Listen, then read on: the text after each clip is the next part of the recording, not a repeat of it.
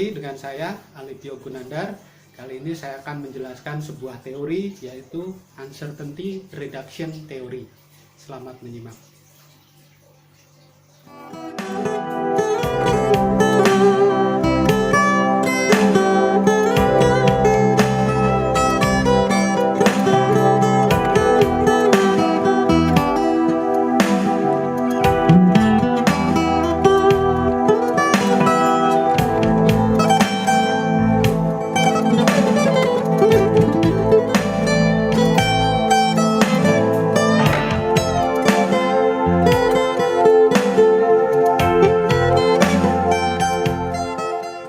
Teori ini membahas tentang interaksi awal dalam pengembangan sebuah hubungan. Karena itu sebelumnya dikenal dengan nama Initial Interaction Theory. Nah, untuk memahami teori ini, bayangkan dua orang yang baru bertemu dalam sebuah situasi atau lingkungan yang baru. Misalnya mahasiswa baru atau karyawan baru. Nah, di awal sebuah hubungan, orang mengalami apa yang disebut dengan uncertainty atau ketidakpastian. Maksudnya adalah situasi di mana kita tidak memiliki banyak informasi mengenai orang atau orang-orang yang akan kita temui dalam sebuah situasi atau lingkungan yang baru. Nah, ketidakpastian ini bisa berupa cognitive uncertainty atau ketidakpastian kognitif seperti nama, umur, asal, suku, dan lain sebagainya, atau bisa juga berupa behavioral uncertainty seperti sifat atau karakternya. Ketika kita akan bertemu dengan orang baru, Berger dan Calabrese menyatakan kita akan membuat prediksi tentang perilaku kita dan lawan komunikasi kita. Misalnya, melihat dari penampilannya, kita mungkin mengira bahwa dia adalah orang yang ramah atau sebaliknya. Setelah berinteraksi awal, kemudian menemukan bahwa ternyata orang itu pendiam. Nah, kita kemudian membuat explanation atau penjelasan, yakni menafsirkan kenapa dia pendiam di awal interaksi. Mungkin karena belum terlalu kenal atau memang begitu sifatnya. Tentu saja prediksi dan penafsiran awal ini bisa saja salah, sejalan dengan perkembangan hubungan itu nantinya. Nah, untuk mengurangi ketidakpastian ini, Berger dan Calabrese menyebut ada 3 strategi, yakni strategi pasif, yaitu dengan mengamati orang di dalam lingkungannya, misalnya dengan mengamati kelas, kantin, atau sebagainya. Kemudian ada strategi aktif, yakni dengan bertanya pada teman, orang yang mengenal atau yang sudah pernah berada di lingkungan itu, atau melihat-lihat dari media sosialnya, dan lain sebagainya. Dan ada juga yang disebut dengan strategi interaktif, yakni dengan bertanya langsung pada orang atau orangnya atau melalui media sosialnya.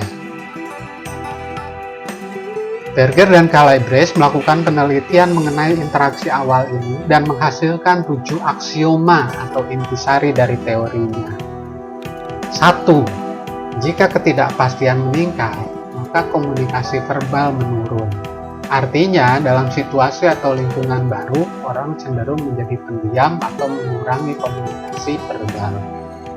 Kemudian 2, jika ketidakpastian meningkat, maka ekspektasi afiliatif nonverbal atau harapan pemahaman nonverbal menurun.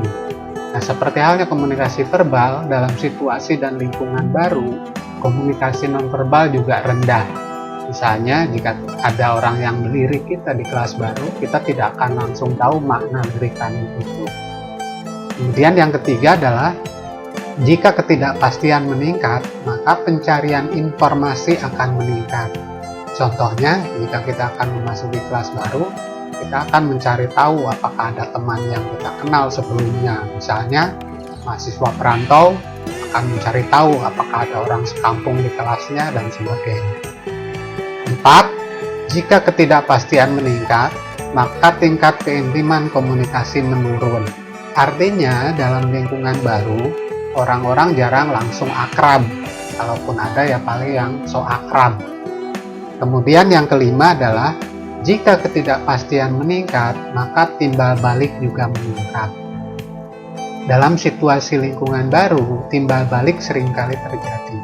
Misalnya jika orang tersenyum pada kita, kita akan membalasnya, walaupun kita tidak tahu apa makna dari senyumnya itu.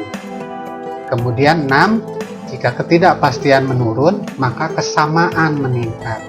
Artinya, dalam lingkungan baru, ketika ketidakpastiannya berkurang atau kita sudah mulai berinteraksi, kita akan mulai menemukan kesamaan-kesamaan tertentu dengan orang lain atau orang itu. Kemudian yang 7, jika ketidakpastian meningkat, maka rasa menyukai menurun.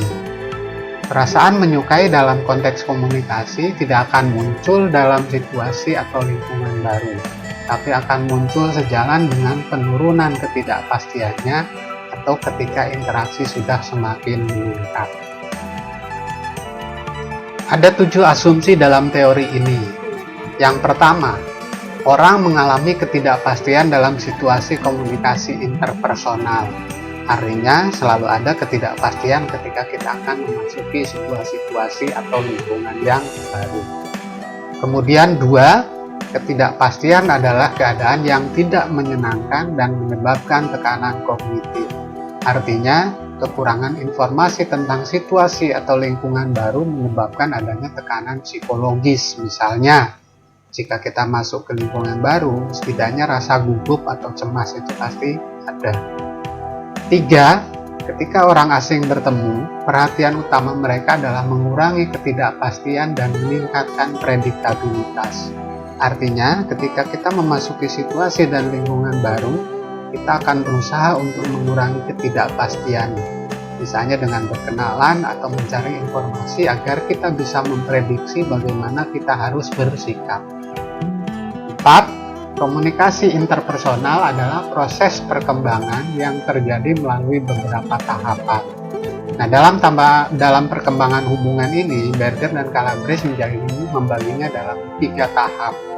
Yang pertama ada yang disebut dengan entry stage atau tahapan masuk, yakni memulai interaksi. Dalam tahap ini biasanya orang berpegang pada norma umum, biasa sosial ataupun budaya. Misalnya dimulai dengan senyum, jabat tangan, memperkenalkan nama, dan sebagainya. Tahap kedua adalah personal stage. Yang di sini mulai ada eksplorasi yang lebih dalam, misalnya kesukaan, pandangan, sikap, dan lain sebagainya. Dan tahap ketiga adalah exit stage, yakni memberikan penilaian setelah interaksi. Apakah kita akan melanjutkan hubungan itu, membatasinya, atau menghindarinya. Nah, ketiga tahapan ini bisa terjadi dalam satu interaksi atau dalam beberapa kali interaksi. Asumsi kelima, komunikasi interpersonal adalah sarana utama untuk mengurangi ketidakpastian. Untuk itu, orang perlu memiliki kemampuan mendengar baik bahasa verbal maupun bahasa nonverbal. Ya. Nah, kemampuan bahasa ini penting untuk bisa mengurangi ketidakpastian. Bayangkan saja kalau kita masuk lingkungan baru dan kita tidak memahami bahasa di situ, pasti ketidakpastiannya akan sangat tinggi. 6.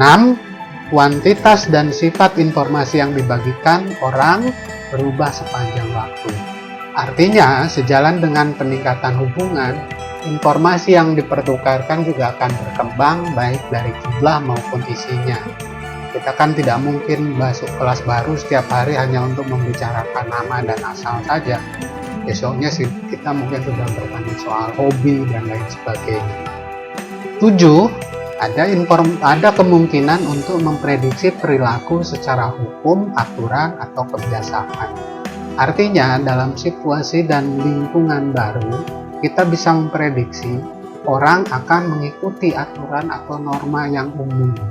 Misalnya, ketika kita menjadi mahasiswa baru lalu masuk kelas, kita bisa memprediksi bahwa teman-teman kita pasti berusaha tertib dan patuh. Sebandel-bandelnya seseorang ketika di SMA, pas awal masuk kuliah pasti dia tidak akan menunjukkan kebandelannya itu terlebih dahulu. Begitu juga orang yang suka bercanda, di awal pasti tidak akan langsung bercanda ketika dia memasuki lingkungan yang baru.